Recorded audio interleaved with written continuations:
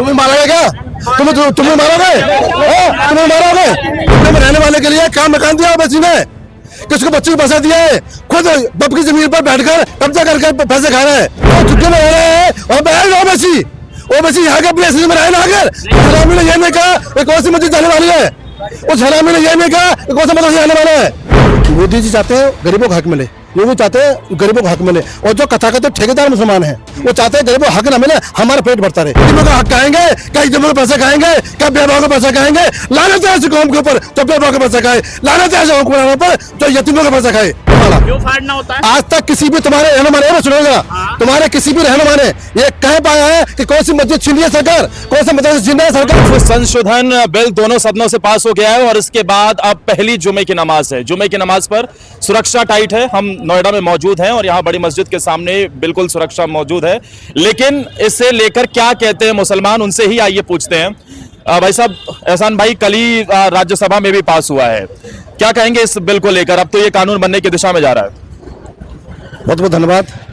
आपके चैनल के माध्यम से मैं मोदी जी को, अमित शाह जी को धन्यवाद करना चाहता हूँ और बड़ी बेबाकी से कहना चाहता हूँ। वक्त का मतलब क्या है समझना पड़ेगा। वह मतलब दान करना, वक्त का मतलब दान करना, और जो उस जमीन का टुकड़ा हो, चाहे वो चाहे पैसा हो, चाहे और भी चीज़ हो, वो यतीमों की होती है।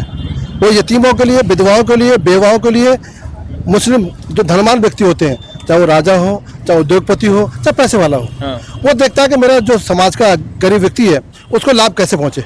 लेकिन 17 वर्षों में ऐसा कुछ हुआ नहीं ना। उत्तर प्रदेश ही नहीं, पूरे देश के अंदर वक्फ बोर्ड ये बता दे कि किस यतीम को उसने मकान दिया, किस बेवा माँ को उसने मकान दिया, किस बच्चे की शादी कराई, या किस बेटी को शिक्षा के लिए पैसा दिया, या हमारे जो यतीम बच्चे हैं, यतीम बेवा हैं, वृद्ध हैं, उनके लिए कोई अस्पताल खोला हो पूरे हिंदुस्तान भर में। 1957 के बाद जो विधेयक बिल आया है, उसके बाद में पूरे प्रदेशों में जहाँ जहाँ हिंदुस्तान में वह बोर्ड के लोग हैं, जहाँ संपत्तियाँ हैं, ये काम क्या हो।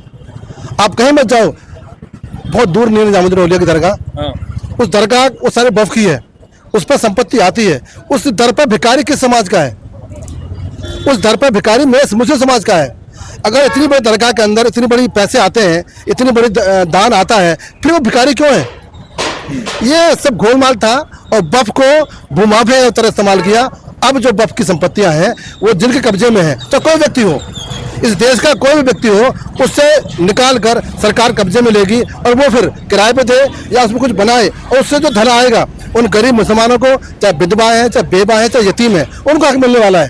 तो उम्मीद की किरण जगी है, और जो भाषा कर रही है, जो मोदी जी कर रहा है, वो हमारे हित में है, हमारे समाज के हित में है। लेकिन कुछ लोग कह रहे हैं क्या ऐलाने जंग होगा, कुछ लोग सदन में पेपर फाड़ रहे हैं, कानून फाड़ रहे हैं, कह रहे हैं कि भाई अब तो ऐलाने जंग होगा, मुसलमानों को छेड़कर आपने अच्छा नहीं किया। ओवैसी जी, आपने एक पत्ता फाड़ा ना, अब आओ ओवैसी, अब ओवैसी जी आओ जरा, ओवैसी जरा आओ, यहाँ पे देखो जरा। मुंबई के अंदर जमीयत उलेमा, मुंबई के अंदर मुसलमानों के लिए है। हाँ, ये मुसलमानों के लिए है, सरकार के लिए नहीं है। गलत बात नहीं। मुंबई के अंदर जमीयत उलेमा हिंद के एक नेता ने कहा है, आप जाकर एक सेकंड मैंने कहा कि एक सेकंड सुनिए, पहले मेरी बात सुनिए। आपने कह दी गलत बात, अब मैं समझाता हूँ। दो बातों को आप साथ जोड़ रहे हो। एक तरफ सदन में अगर असदुद्दीन ओवैसी साहब ने उसको बिल को फाड़ा, दूसरी तरफ आप जमीयत उलेमा हिंद का वो दे रहे हो, तो दोनों बातों को जोड़ो मत। असदुद्दीन ओवैसी ने ऐलान जंग का तो बिल्कुल फाड़ा। क्यों फाड़ना होता है? आज तक किसी भी तुम्हारे रहनुमा ने सुनेगा, तुम्हारे किसी भी रहनुमा ने ये कह पाया है कि कौन सी मस्जिद छीनी है सरकार, कौन सा मदरसा छीन है सरकार? कौन सा बताओ ना, कौन सा बताओ ना। अभी वक्फ बोर्ड के ऊपर, वक्फ बिल के ऊपर किसी भी समाज ने, किसी भी तुम्हारे रहनुमा ने ये बता पाए कि कौन सी मस्जिद छीनी है, कौन सी छीनने वाली सरकार है, कौन छीनने वाली है? अब यतीमों को हक खाओगे क्या? जो झुग्गी में रह रहे हैं और ओवैसी यहाँ के अपने एसएससी में रहे ना आकर, तो जो झुग्गी में रह रहे हैं, जो झुग्गी में, इन हरामियों ने, इन दलालों ने लूटा मुसलमानों को। आज झुग्गी में रह रहे हैं, झोपड़े में रह रहे हैं। मैं एक दावा से कह रहा हूँ, मैं ये कह रहा हूँ कि जो झुग्गी में, ये जो झुग्गी है, किसने मकान दिया है? किसी ने मकान दिया है? तुम बताओ, कोई मकान मिला है? आप गलत बोल रहे हैं। बहुत कुछ दिया उन्होंने, मुसलमानों के लिए खड़ा है वो, क्या दिया है? मुसलमानों के लिए खड़ा है वो। ये झुक्की बस्ती है ना, ये झुक्की बस्ती है ना, आप बीजेपी में क्या दिया है? बीजेपी ने क्या दिया है? हाँ, उनको आप बीजेपी ने क्या दिया है? शौचालय दिया है, किसान सम्मान निधि दिया है, मकान दिया है, शर्म नहीं आती तुम्हें? तुम्हें शर्म नहीं आती? तुम्हें शर्म नहीं आती? तुम्हें शर्म नहीं आती क्या? मकान लेते हो, सम्मान निधि देते हो, कैसे लेते हो? आराम से आराम अजय देखिए आराम से आराम देखिए मेरी बात सुनिए, आराम से बात रख रहे हैं वो, आप बात रख रहे हैं, आप भी आराम से रखें, आराम से बात रख रहे हैं। देखिए चिल्लाना नहीं है, आराम से बात रखिए, वो अपनी बात रख रहे हैं, आप लोग कोई भी चिल्लाइए मत, आराम से बात रखिए। एहसान भाई, हाँ आराम से बात रखिए, कोई चिल्लाने के लिए नहीं। तुम्हें मारोगे क्या? तुम्हें मारोगे? तुम्हें मारोगे? तुम झुग्गे में रहते हो, तुम्हें मकान मिला किसी को? किसी से क्या मिला तुम्हारे को? तो वो भी तो मुसलमान ही है ना भाई साहब, वो कोई अलग थोड़ी। बोले से पूछो मकान दिया है, चर्चा कीजिए, मकान दिया है, मकान दिया है। चर्चा कीजिए, कोई भी चिल्लाएगा नहीं, आराम से बात रखिए आप लोग। अंधे भेड़ बना दिया, भेड़िया बना दिया है, सब जो कहे वो कहो। ओबीसी ने हरामी ने ये नहीं कहा एक कौन सी मस्जिद जाने वाली है, उस हरामी ने ये नहीं कहा कौन सा मस्जिद आने वाला है। अब झूठ बोलते हो उसके लिए और पीछे बोलते हो हल्ला मचाते हो। झुग्गे में रहने वाले के लिए क्या मकान दिया ओबीसी ने? किसको बच्चे को पैसा दिया है? खुद बाप की जमीन पर बैठकर कब्जा करके पैसे खा रहे हैं, कभी खून पीस रहे हैं, गरीबों को बेबाओं को खून पीस रहे हैं। वो तुम्हें नजर नहीं आता? ओबीसी ने कह दिया वो ठीक है। तो सरकार ने इसमें सिर्फ ट्रांसपेरेंसी लाने की कोशिश तो की है, व्रत थोड़ी कर ने ये कहा है कि 2025 से पहले मदरसे हो, मस्जिद हो, इमाम का हो, ईदगाह हो, कुछ नहीं चला जाएगा। जिन लोगों ने धन लूटा है उनको धन की उगाही को बंद कर जिन जमीन कब्जा कर रखा है उन यतीमों को बेवा को दिया जाएगा। तो क्या दिक्कत है मुसलमानों को? क्या बच्चे मुसलमानों को? क्या यतीमों का हक खाएंगे? क्या यतीमों का पैसा खाएंगे? क्या बेवा का पैसा खाएंगे? लानत है ऐसी कौम के ऊपर जो बेवा का पैसा खाए, लानत है ऐसे हुक्मरानों पर जो यतीमों का पैसा खाए। तो एहसान भाई फिर परेशानी कहाँ आ रही है? आप जिस तरीके परेशानी है कि जो हुक्मरान है जो हिंदुस्तान में अपना हलक चाहते हैं, जो जनता मतलब धरना देना चाहते हैं, जो हिंदुस्तान में उत्पादन करना चाहते हैं, उसके लिए वो विरोध कर रहे हैं। सत्ता चली गई उनके हाथ से। अब दुख इस चीज का है कि हम सत्ता कैसे करें। सबसे बड़ी बीमारी है कि जो सत्ताधारी मुसलमान है, जो देश को बढ़ाना चाहते हैं, तो मुसलमानों को हक मानना चाहते हैं। मोदी जी कहते हैं कि हम गरीबों को हक देंगे, और वो जो रहनुमा है जो विपक्ष की तरह है जो मुसलमानों को रहनुमा है वो हक कहना चाहते हैं। ये तो फर्क है। अरे यतीमों को तुमने क्या दिया? नोएडा में गाजियाबाद में यतीमों के लिए बहुत जमीन है, किसी यतीम को जमीन दी? कब्जा किसके ऊपर है? जो कब्जा उन लोगों के ऊपर है जो धनवान है। इतने बैक बोर्ड का चेयरमैन बनाए गए, इतने बड़े बोर्ड चेयरमैन बनाए गए, उन चेयरमैनों को धनवान हो गए। आज मुसलमान गरीब है, यतीम को यतीम है, क्या फायदा मिला? तो जब सरकार ये बात करती है कि भाई अब पसमानदा मुसलमान है, बोहरा समाज है, उन सबको भी इसमें हक मिलेगा, वो भी अब इस कमेटी का हिस्सा होंगे, तो फिर इससे परेशानी क्या है? ओबीसी हो या फिर तोकर रजा हो या मौलाना और बहुत से हो, वो यतीमों को हक खाना चाहते हैं और मोदी सरकार चाहती है कि उनको हक मिले। ये तो फर्क है। ये यतीमों को हक खाना चाहते हैं, पेट मोटे हो गए, बंगले बना रखे, कोठे बना रखे, बच्चे पढ़ रहे हैं।